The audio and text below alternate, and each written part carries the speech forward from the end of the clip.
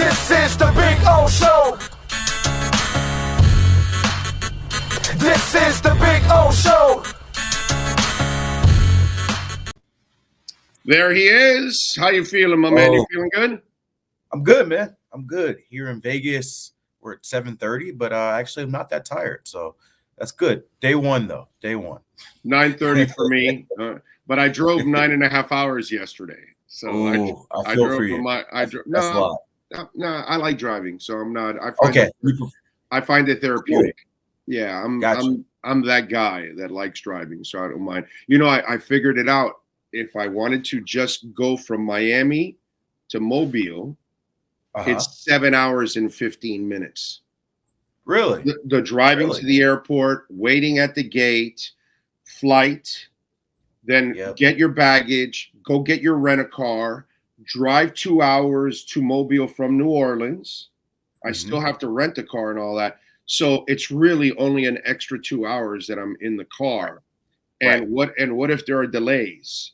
And what if, you know what I mean? And it's like, I definitely hear you on that. Indy, I'm flying. Obviously, next month when I go to the combine, I'll fly for that. But I've done this trip like 6 or 7 times over the last 23 years. And I don't mind it, man. It's not really, the panhandle. So I only did it one. I did it 1 year for the COVID year. Okay. I went and drove, and it actually wasn't bad. But I will say, I brought my wife and my baby then because it was COVID, and I was like, it's going to be I'll just make it a trip. And I've got family in Mississippi, so we made an extra surprise stop there to see grandparents. Definitely different solo compared to riding with your family. Yeah. And I think was like a 6 or 9 month old baby. And so I think my experience has been tainted by then. Having to stop every 2 hours because I'm I don't know about you, but if I'm driving, I'm driving. I don't want to stop. I don't want to pull over. I only put gas one time. I only put gas one time, and I peed 3 times. Yep. So, and the other 2 were on rest stops. So it's like park, run in, pee, get back in the car, and drive. You know what I mean? Like, dude, 9.5 hours. I didn't mess around. Yeah, I like that too. I was like, when I had the wife and baby, my wife wants to go, hey, I want to snack on this. The baby needs to be changed. Let's stretch our legs. Stretch our legs. It's like a 14-hour drive. Right. Yeah, you're it ended up being an all-day thing. I think we started at 7 a.m. We didn't get there until after 8 o'clock. And so it ended up being like a 13-hour deal. Yeah, and that's so, what I figured. So on the way back, we stopped in Pensacola and made it a 2-day trip because I'm like, I'm not doing this again. All right. So a lot of people we both, I believe, respect in this business. I know Pelissero. I know his work. I think we know he's impeccable. I know Mike Kliss for 20 years. And he knows his shit inside and out when it comes to the Broncos and all that stuff. Mike Silver is a guy that's very well connected.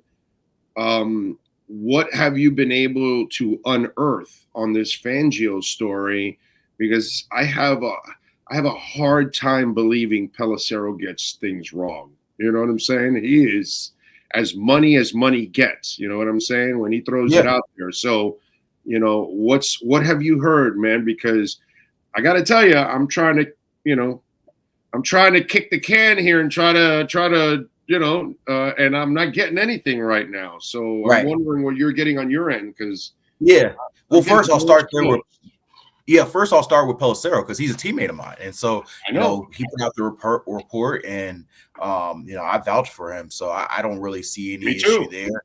I've had conversations with him about it, and I think he's comfortable with where he is with this report still. So I think obviously the ambiguity. Glad I don't have to say that on TV today. About the situation is the reports that Vic is telling people it hasn't been official yet, and obviously until it's pen to paper, there's always going to be some doubt. But from what I understand, talking to people in that building, they've been told that the deal is agreed upon, and so. You want to know what a listener said in the first hour of the show that made a shit ton of sense? And I never thought about this. We're talking about a 65-year-old guy. We're talking about a guy that does things the way I do, old school. Maybe he's like, no, nothing's agreed upon because I have a job with the Eagles for the next 2 weeks. and I am dedicated to these people because they're paying me now. I will address this after. Maybe he's that old school that he either hasn't signed it, so it's not official, or in respect to the Eagles, which I kind of like that.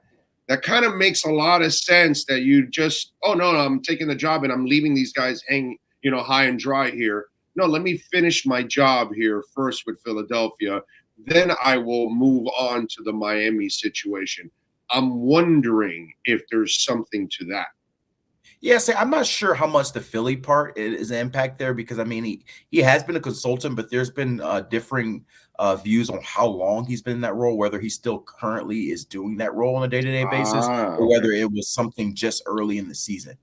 So I'm not sure of how much it's the Philly part of it. I do think that, you're right. He's a middle 60s guy, and from what I understand, he's a different type of dude. He kind of goes by things his way.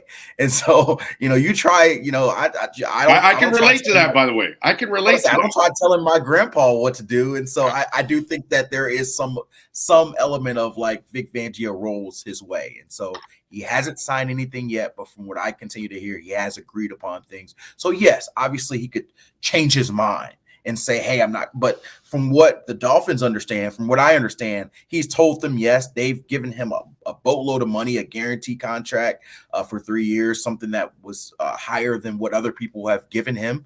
And so he's, they think they've got him. And so until he tells them otherwise, they're going upon that mindset. Of course, there's a speculation, the Niners connection there. Is he going to, D'Amico leaves? Is there something they can do to entice them there? Of course, there's obviously still scenarios that he could decide upon, but from what the Dolphins feel and what I've been told, they would be surprised if Vic Fangio is not, going through the process of being their defensive coordinator, which has been their plan. So, by the way, I always have fun calling out some of the listeners when they say stupid shit. John Yang, he goes, oh, they said Tom Brady retired last year. By the way, so did Gisele Bündchen. She thought he retired too, bro. That was the agreement, dude. That's why he's divorced now, brother. Don't blame reporters for Tom Brady acting like LeBron James indecisive, okay? Right. Right. So, yeah, he did retire. Yeah, he did retire.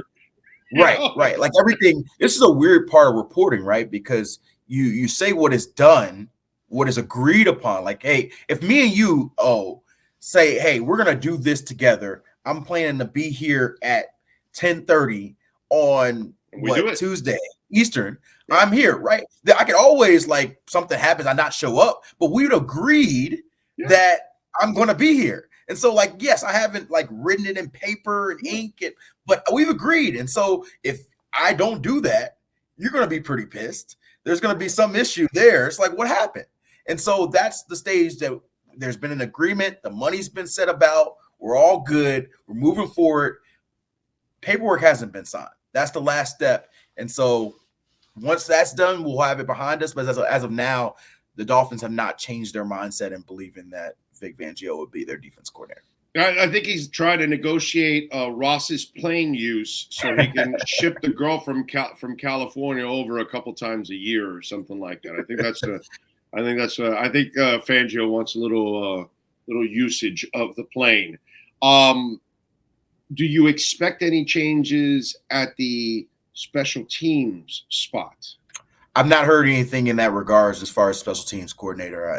They made the 3 moves on the 3 defensive assistant moves along with Josh Boyer, and those to me seem to be the moves of the offseason.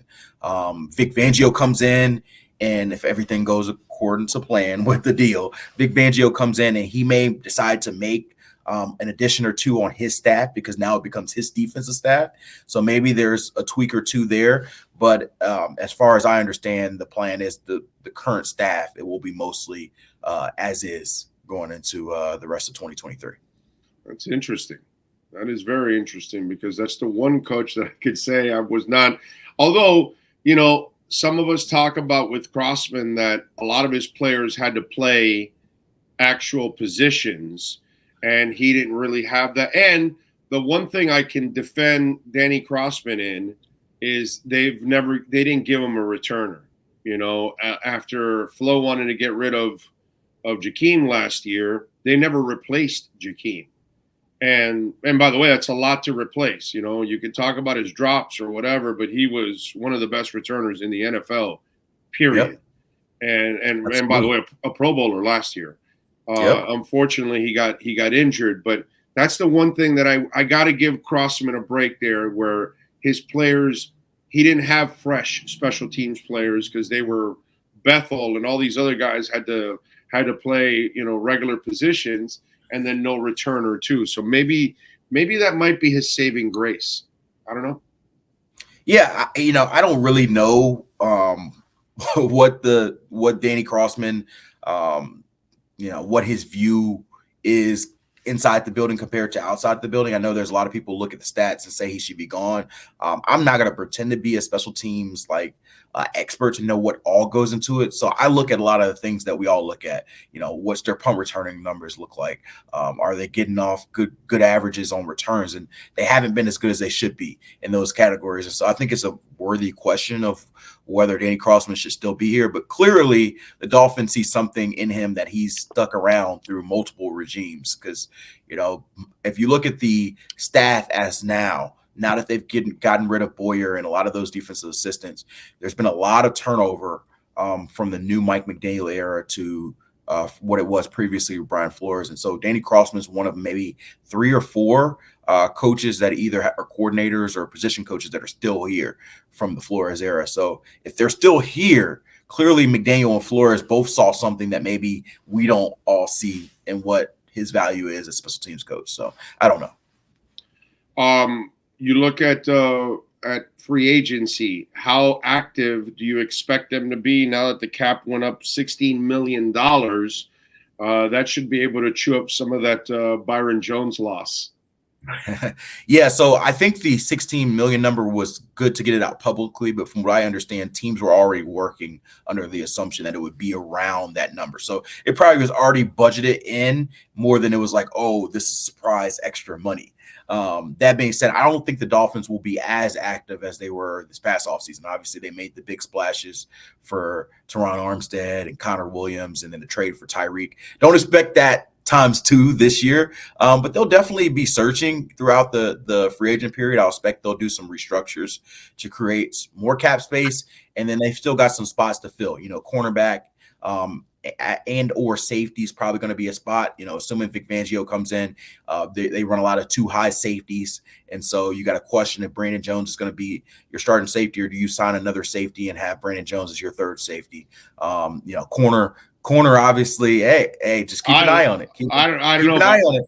Keep an eye on it. I'm just saying. Keep an eye on it. Wow. I love how that kid has grown up, dude. He's a really good player, and I think that he's really good at what he does. But like I said, if you watch, he got better at coverage this year. He did. He was one. I wish he kicks ass in He kicks ass in everything else. I wish he played the whole season, because then we could have really talked about how much growth, because he was one of the more improved players. Yeah. And this is nothing against Brandon Jones. I just think once you change schemes a little bit, you're going to have to work around your players' skill sets and what they do best. And so that doesn't mean that Brandon Jones doesn't play. I just think that you're going to see a lot more 3 safety sets this year. So whether that's with a prominent free agent coming in, a draft pick, or, you know, maybe McKinley does more. I don't know. But just keep an eye on the fact that they may look at another safety there. Corner, obviously, you know, you got to figure out what's going on with Byron. Do you cut him? Can you get something for him?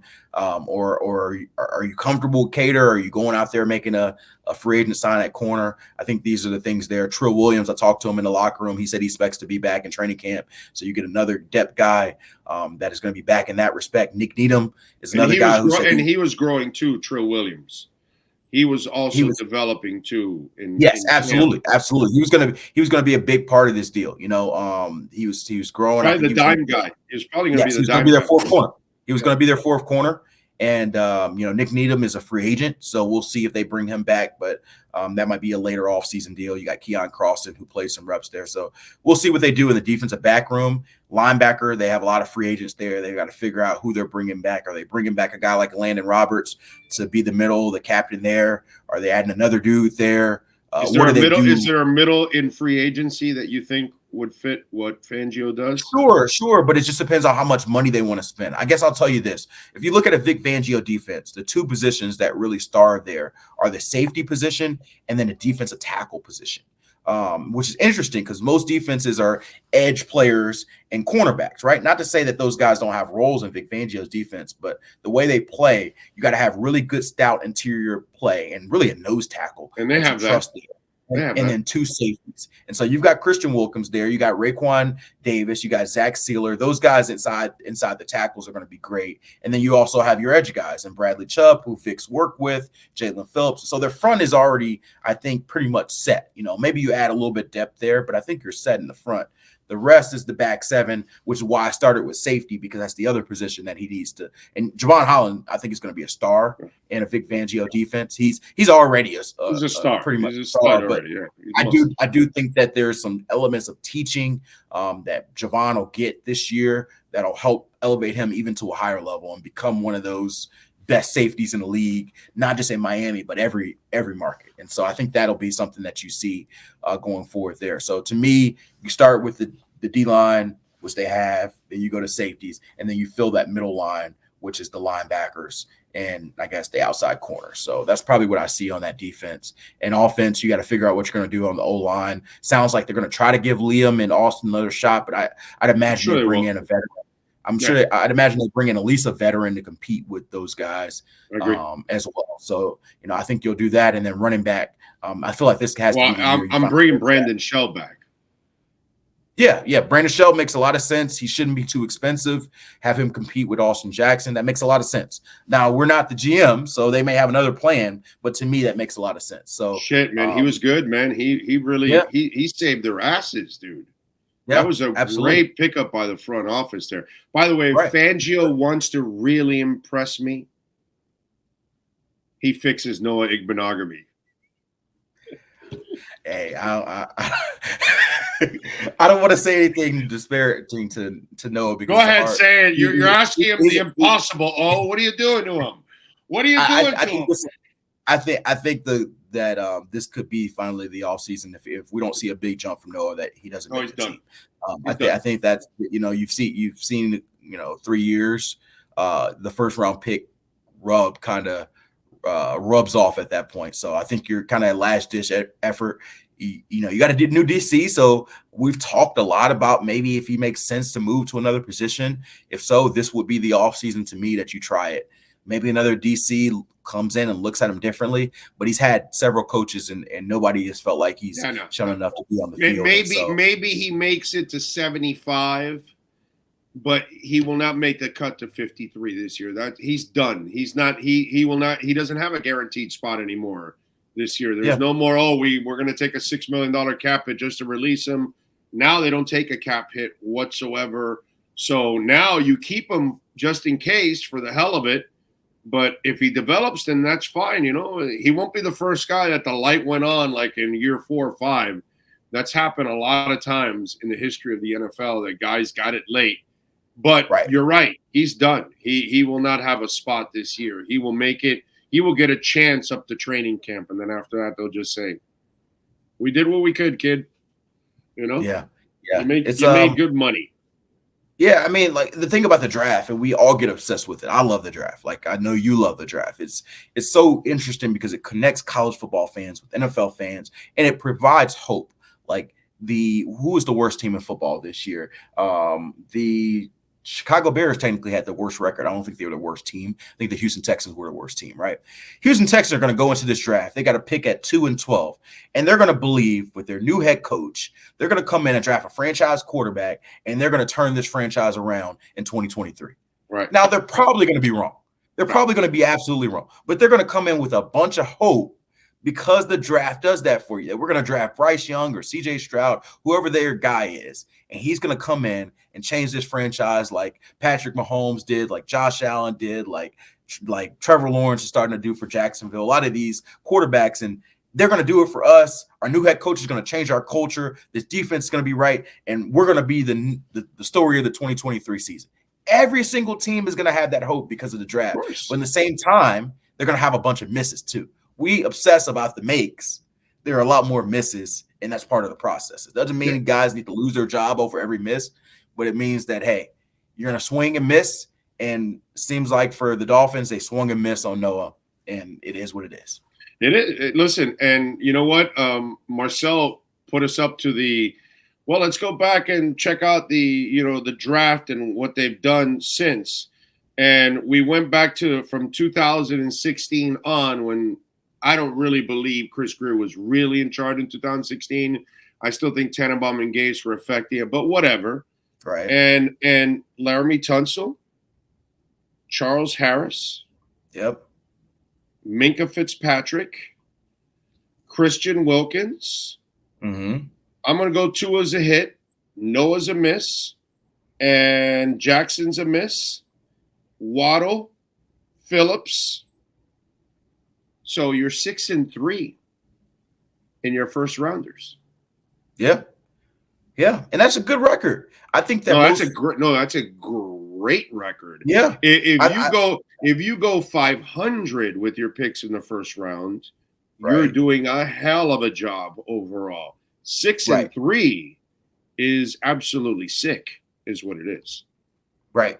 I think that most teams and general managers would say that first round picks, particularly quarterbacks, but most first round picks are 50-50 propositions of being starting caliber, long-term starting caliber players. Is usually that line. Is this guy, not that he's a star, but that he's a long-term starting caliber player, 50-50 chance in that. And so 6-3, that's what, 66%? That's better than 50.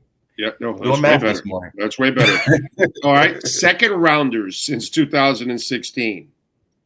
Xavier Howard, Raekwon McMillan, Mike Gesicki. No, Dieter's third. Robert Hunt, Javon Holland, 4-1. Yeah. Javon Holland was a really good one. No, Robert Hunt's a hell of a one. I mean, Robert Hunt's a really good player. X-Man. Xavier Howard. I know how you feel about X, but Xavier Howard No, he's a hell of a player. I never denied that he's a hell of a player. What I've never denied is that there's a hell of a lot of baggage that comes with a hell of a lot of player, and that's why I said that was the time to move him. That was your peak. And I was kind of right. What was the other second rounder that we mentioned? Hunt, Javon Holland, X, Pembroke was there. That's been a miss. That was the bad one. And Raekwon was the bad one, right? Gesicki was the other one. Gesicki, yes, which has not been. No, it's been great. It's just they don't know how to use them. That's all. I mean, it's been fine. It's not his. I don't blame him. Do you blame Gesicki for real? I don't blame Gesicki. So Gesicki is who Gesicki is. Now I will say the argument in the draft about Gesicki and Goddard would have been a lot better fit. Now seeing what he is for this offense and for both offenses, because he can block and he's more so in that sense. Wait a minute, that wasn't required when they drafted him. Correct. Okay. Adam Gase did not prioritize that. So situations changed, obviously. Flo and McDaniel are the ones that had. They didn't take the better of the two tight ends. Goddard is definitely a better tight end than Gesicki, but Gesicki's turned out to be a pretty good after a rough rookie year. He's turned out to be a good receiver, good big receiver. You just had to put him in the right offense, and the Dolphins have not found that. Dude, Flo wanted his own guy in Hunter Long, and Hunter Long has not made any impact. I mean, come on, bro. So I'm just saying, when people talk about the draft, they need to really take inventory on what the hell has gone on, okay? And I don't even want to talk about the middle round back end draft. They kick ass all over the place with those. Right. I don't even that's ridiculous what they do on the back end of the draft. That they hit on a whole bunch, and even undrafted guys, they're phenomenal at that. That's why I just think that, to me, this whole negativity way of looking at it, I just think the Dolphins had a lot of bad luck this year. And if they just get some things to roll their way and keep some people injury-free, I think you're going to be covering a hell of a season. That's the way I look at it. Watching Buffalo this year, and seeing some of the offseason decisions they'll have to make, Jordan Porter, Traymon Edmonds, they're getting into a cap situation now that their quarterback is making big cap number. This Bills team is not the giant that it was maybe a year or two ago. And I think with a really good Dolphins offseason, we could be looking at a head-to-head AFC East battle where it's 50-50. When the hell have you seen the Dolphins play the Bills 3 times the way they did? Right. Never. Right. So to me, 2023 is probably, if the offseason goes the way the Dolphins hope it does, we don't know yet. We're still early. But if it does, then they could be right there neck and neck starting week 1, not just find their way in the middle of the season. Starting week 1, head-to-head, any team between those two can win a division. I don't see why they couldn't win the East. So follow him on Twitter at Cameron Wolfe and catch his exceptional work there at the NFL Network. Cam, we'll catch up later on in the week, my friend. Thank you. Appreciate it. Absolutely. Have a good one. You got it. There you go. And, of course, if you are looking for a firm that is going to take your business to the next level, personally do your taxes, KSDT can help you in so many ways, not just doing your taxes, but payroll and estate tax and all kinds of things. We got offices in Dade, Broward, and Palm Beach counties, and an office coming in North Carolina, baby. KSDT CPAs. The Wolfpack has been unleashed. Our next